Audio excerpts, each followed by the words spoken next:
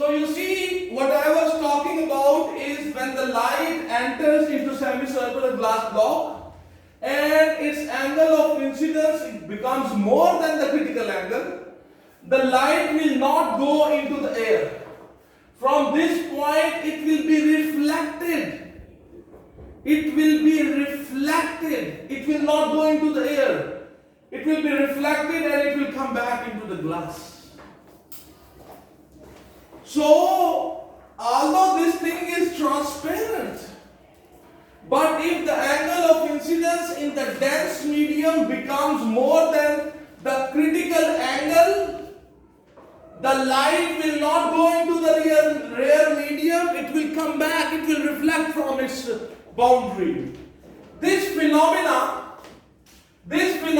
is called total internal reflection. This phenomena is called total internal reflection. You understand? So, it is a very important thing that you remember the definition of the total internal reflection. What is total internal? It's a phenomena of light. If the light is entering from a dense medium into a rare medium, and in the dense medium, if the angle of incidence of light becomes larger than the critical angle, the reflection of light will take place. The light will not refract and enter into the next medium. It will reflect, it will come back. This is called total internal reflection of light. So the angle of incidence would be more than 90? No. More than critical angle. Angle of incidence should be more than the critical angle. And the critical angle is what? Critical angle is that angle of incidence in the dense medium whose corresponding angle of refraction in the rare medium is of 90 degrees. That is called the critical angle. And if the angle of incidence will become larger than the critical angle in the dense medium, the light will not enter into the second medium. For example, so now you understand this thing. For example, let me give you two examples and then we move on to exam question. So can I?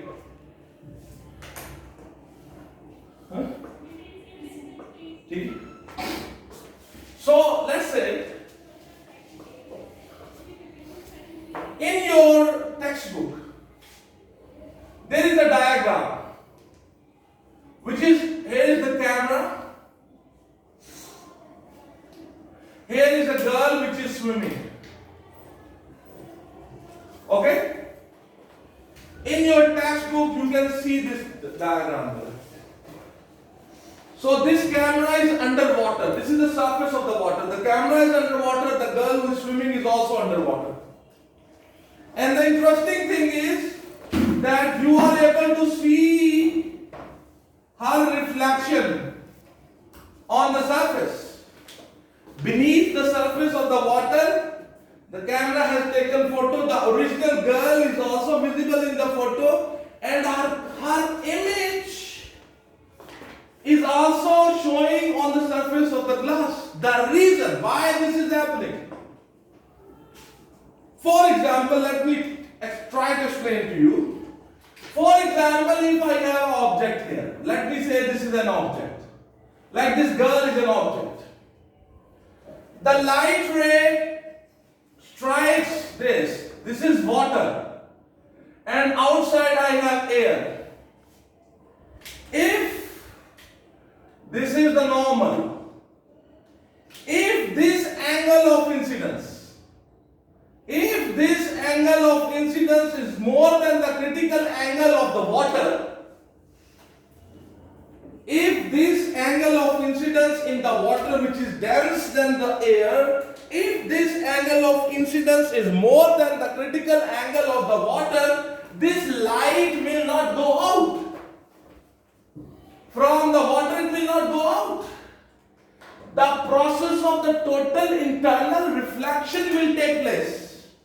And this light ray will be reflected.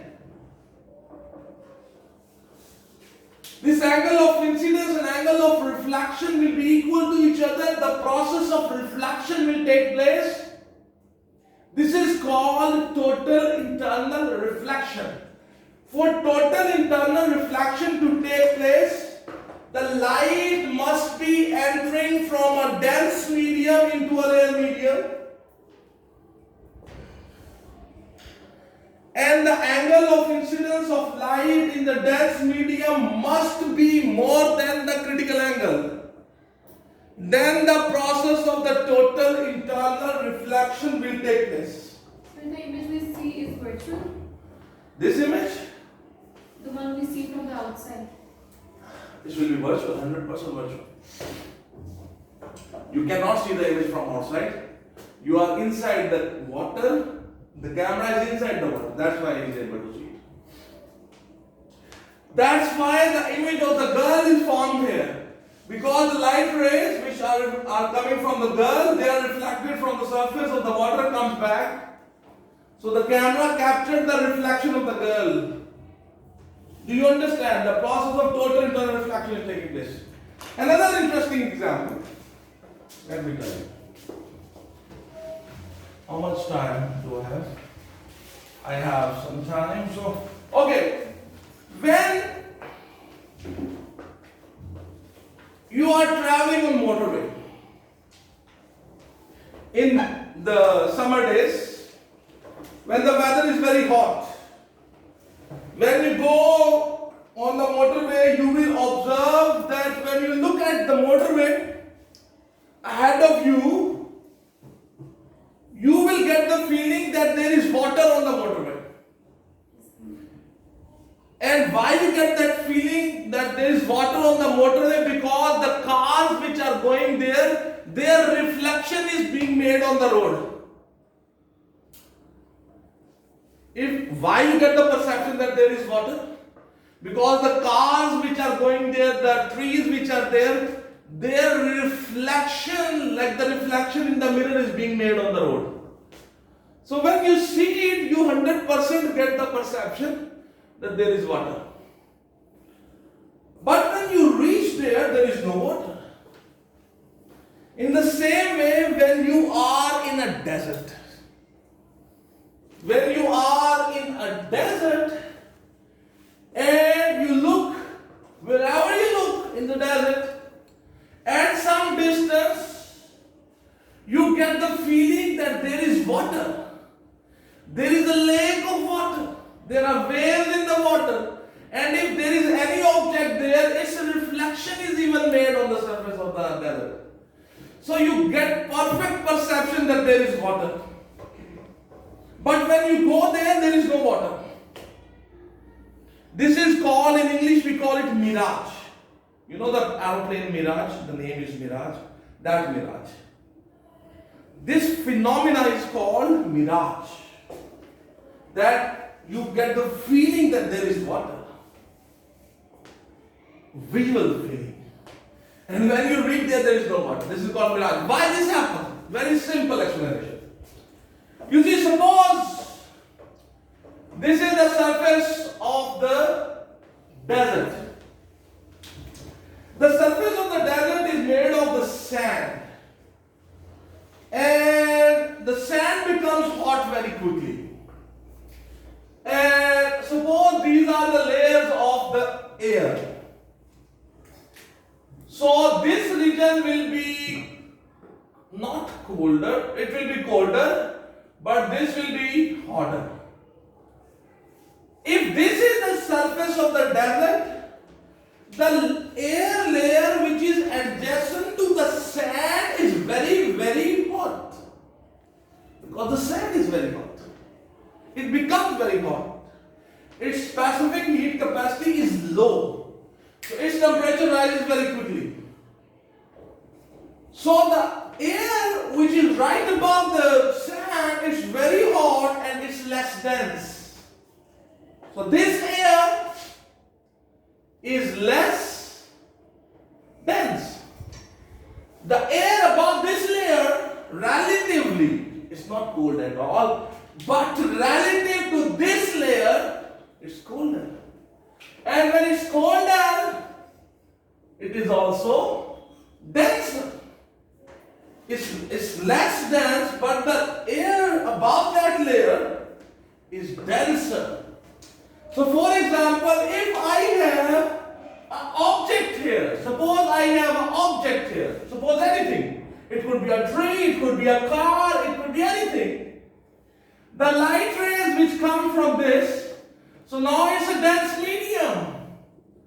If this angle of incidence is more than the critical, the light is entering from a dense medium into a rare medium. Dense layer of air into a rare layer of air. If this angle of incidence is more than the critical angle of the air, the light will not enter into less dense medium. It will be reflected. From the boundary of the dense and the less dense, it will be reflected. And if there is an object you are looking from here, you will get reflection. So when the car is going, the bottom of the car's reflection is also shown on the road, so you get 100% perception that your mind tells you there is water due to that reflection. Do you understand these two examples? You really understand? You see what happened? This is happening because of the total internal reflection. Now let us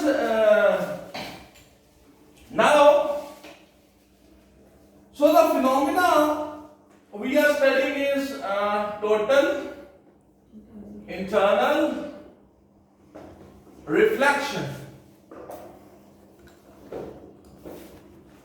Okay.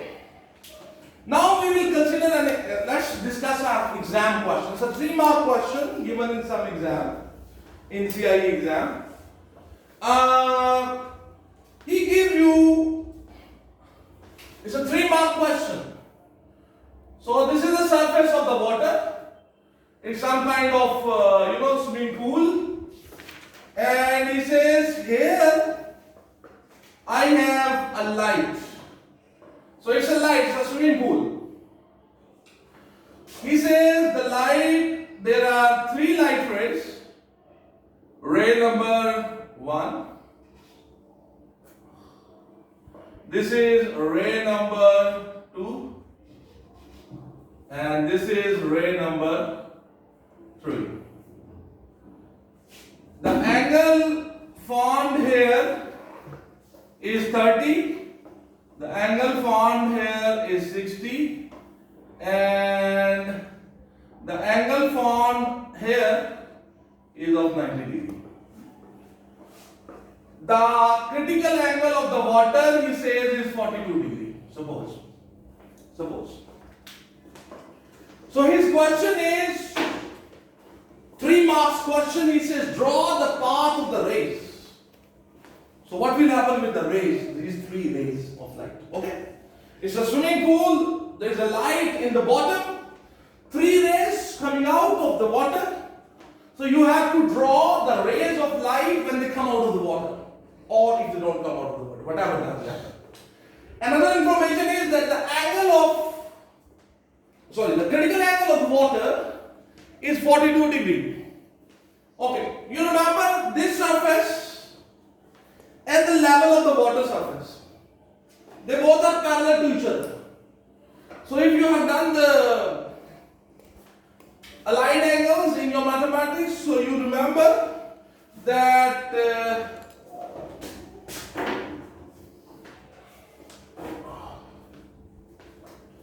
this angle will be also how much? This angle should also be 90. This is called aligned angles. If these two are parallel to each other, if this is 90, this will be also. And I told you that when the light enters from a dense medium into a rare medium, and if it makes 90 degree angle with that boundary, the light will not deviate. The path of the light will not change. Light will enter into the second medium without any deviation. It will go straight out. No change of path. You understand? Okay, it got out. Let's draw a normal here. How much is this angle? 90. How much is this angle? This is 60. Ray number 2 makes 60-degree angle with the horizontal. This is 90. So how much will be this angle? This is trigonometry. 60, 90. So this should be 30. The sum of the internal angles of a triangle is 180. One angle is 60, the other one is 90. So what will be the third angle? 180 minus 90 minus 60. It will be 30. So the angle of incidence in the dense medium this ray is making with the normal, the angle of incidence in the dense medium is 30, which is less than the critical angle. So the light will go into the air. And we know that when it enters into the air, it will be bended away from the normal. So this is how it will be drawn. Okay. Now draw here normal.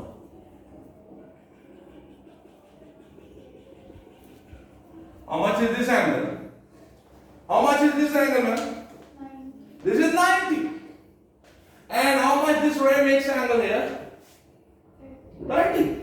So this 30, this 90, so how much will be this angle? 60. That will be 60, yes.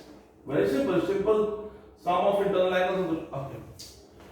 The angle of incidence, this ray, remember this ray is in the dense medium. Water is dense medium as compared to air.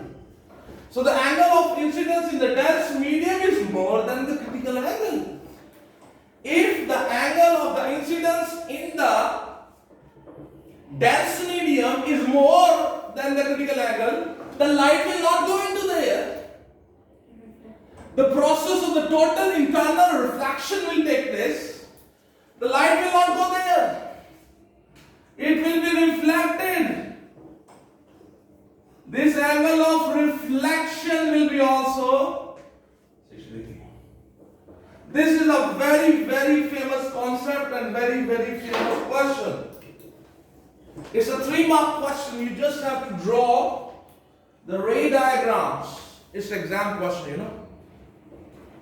So, do you understand this?